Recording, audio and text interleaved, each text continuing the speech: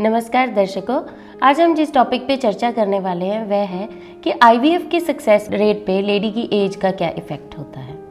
ज़्यादातर पेशेंट बहुत young age में 22-23 साल पे जब आते हैं कि हमारे प्रेगनेंसी नहीं हो रही, शादी को 4-5 साल हो गए, तो हमें ऐसे लगता है कि लेडी की एज बहुत कम है और पेशेंट को भी ऐसे लगता है कि हमारी उम्र काफ़ी कम है और अब हमें इतनी जल्दी आईवीएफ नहीं करवाना चाहिए, घर वाले नहीं मान रहे हैं। या फिर जब बहुत ज़्यादा एज के पेशेंट आते हैं जिनकी अभी अभी शादी हुई होती है तो उनको भी ऐसे लग रहा होता है कि अभी 1-2 साल ही हुए हैं, तो अभी हमें बहुत जल्दी नहीं करना चाहिए, थोड़ा वेट करना चाहिए। तो इस चीज़ का जो समाधान क्या है या इस चीज़ पे हम थोड़ी अंडरस्टैंडिंग डालना चाहते हैं। लेडी की एज जो है वो प्रोबेबली आईवीएफ के सक्सेस रेट में सबसे ज़्यादा उसका रोल होता है, क्योंकि लेडी की जो एज है वह जितनी कम होती है उतने ही एग की क्वालिटी बेटर होती है, जितनी ही एज बढ़ती जाती है उतने ही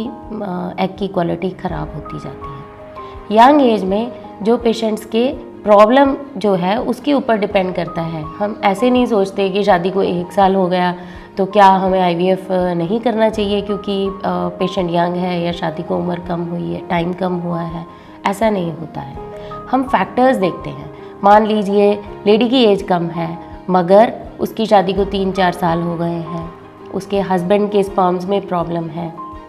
ट्यूबें बंद हैं और दूरबीन के ऑपरेशन वगैरह करने से भी खुली नहीं है, ट्यूबों के ऑपरेशन हो रखे हैं या ट्यूबें खुल नहीं सकती हैं, तो ऐसे पेशेंट में कितनी भी कम उम्र हो हमें आईवीएफ करने में कोई हिचकिचाहट नहीं होगी। इसी तरह से जैसे ही लेडी की एज ज़्यादा है, मान लीजिए 37-38 साल है और शादी को चाहे मान लीजिए 2-3-4-6 महीने ही हुए हैं और उनके टेस्ट जो हैं ओवेरियन रिजर्व्स के टेस्ट या AMH टेस्ट अगर कम आ रहे हैं तो चाहे कितना भी कम समय हुआ हो हमें तब भी आईवीएफ जल्दी करने में कोई हिचकिचाहट नहीं होती है। सो आईवीएफ जो है उसमें लेडी की एज का बहुत बड़ा रोल है। जितनी कम एज होगी उतने ज़्यादा चांस होंगे प्रेगनेंसी के, क्योंकि लेडी उतनी ही ज़्यादा अच्छे क्वालिटी के एग्स बनाएगी। कुछ लोअर लिमिट और अपर लिमिट ज़रूर होती है, यानी कि अगर मान लीजिए किसी की उम्र 23 साल से कम है या जिसकी उम्र 50 साल से ज़्यादा है, उनमें और रीज़न्स करके, यानी कि छोटी उम्र में जो है उनकी एज कम होने के कारण वो प्रोसीजर टॉलरेट नहीं कर पाते या ज़्यादा उम्र में उनको हेल्थ प्रॉब्लम्स होती हैं, इस करके वो प्रोसीजर टॉलरेट नहीं कर पाते, तो इनके बीच में जो है हम number of years of marriage को इस तरह से तो तवज्जो देते हैं कि अगर बहुत ज़्यादा साल हो गए तो इसका मतलब है कि करना ही चाहिए क्योंकि अदरवाइज़ बात नहीं बन रही। मगर अगर किसी की एज कम है तो उसकी इंडिकेशन पे डिपेंड करेगा, हम जल्दी भी कर सकते हैं। और जो ऐसा मानना है कि अभी उम्र नहीं है, अभी कुछ और साल वेट कर लेते हैं, वह काउंटर प्रोडक्टिव हो सकती है, यानी कि उसका फ़ायदा होने की बजाय नुकसान हो सकता है। मान लीजिए कोई लेडी है, उसकी 25 साल उम्र है, उसके हस्बैंड के स्पर्म्स में प्रॉब्लम है, वह 5-6 साल इंतज़ार करते रहते हैं, इधर उधर से दवा दारू करते रहते हैं, हस्बैंड का स्पर्म काउंट जैसे का वैसे ही रहता है, तो वही लेडी जब 32-33 साल पे अगर आईवीएफ करवाने के लिए आएगी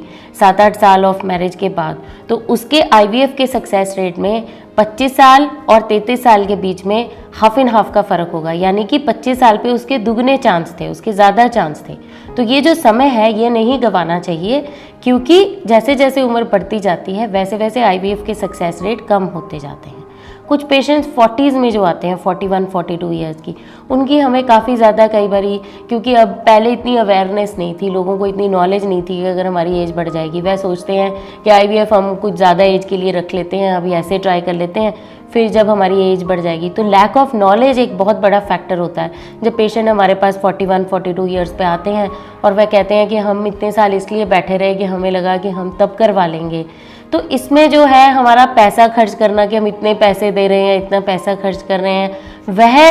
कोई मायने नहीं रखता है। आईवीएफ का सक्सेस रेट जो है वह एज के ऊपर डिपेंडेंट होगा। तो मतलब बिना रीज़न के टाइम नहीं वेस्ट करना चाहिए। जब भी कोई इंट्रैक्टेबल इंडिकेशन हो तो आईवीएफ जल्दी से जल्दी करवा लेना। अगर आपको इसके बारे में कोई और क्वेश्चंस है तो आप कमेंट सेक्शन में कमेंट कर सकते हैं। आपका बहुत बहुत धन्यवाद।